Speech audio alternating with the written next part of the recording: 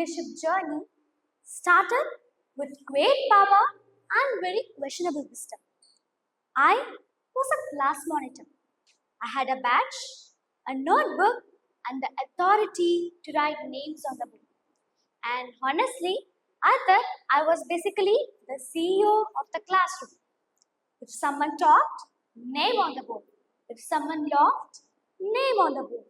If someone even turned around, I was ready with a chalk like a courtroom judge to write the name on the board. In my mind, leadership meant control. It meant telling people, keep quiet, even when I wasn't quiet 5 minutes earlier. I believe that leadership was about making people listen to you. Fast forward a few years, I was standing in a school campaign again. This time for school head.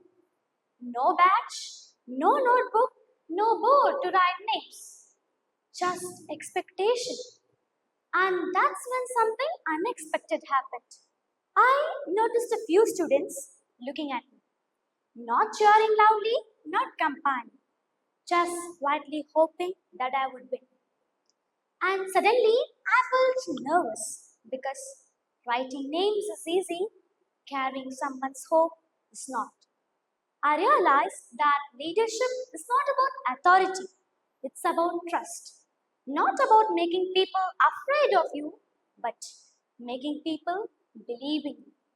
And then, guess what? I won, which was amazing for exactly one day. Because on day two, reality arrived. Everyone wanted something from the school head. Teachers wanted coordination, students wanted solution, and problems needed decisions, events needed planning. And I remember going home feeling completely overwhelmed, wondering, did they choose the wrong person? And that's when my father sat with me and introduced me to something that changed my leadership forever. A simple priority matrix. 4 boxes. Urgent, not urgent. Important, not important. It looks so simple, but what he really taught me was this. Leadership is not about doing everything. Leadership is about deciding what truly matters. That small tool didn't just organize my tasks, it organized my mind. And for the first time ever, I understood leaders are not people who have fewer problems. They are people who know how to face many problems without losing their clarity. That's when I began evolving, not into a perfect leader, but into a real one. I learned that leadership is not just a single skill, it's a combination of 21st century skills: communication, collaboration, critical thinking, decision making, empathy, adaptability. And today, leadership matters more than ever because we live in a world that is fast, uncertain, constantly changing. Information is everywhere, opinions are everywhere, and even distractions are everywhere. But what is rare today? Clarity, responsibility, direction. That's why we need leaders now, not later. Not just political leaders, not just CEOs. We need young leaders, community leaders, student leaders. Because the problems of today won't be solved by titles, they'll be solved by mindsets. Today's youth cannot be prepared only with marks and degrees. We must be prepared with our mindsets. Tomorrow's leader must not only ask, what should I do? But also, how will this impact others? When young people start learning leadership early, they don't wait to be told what to do. They step forward.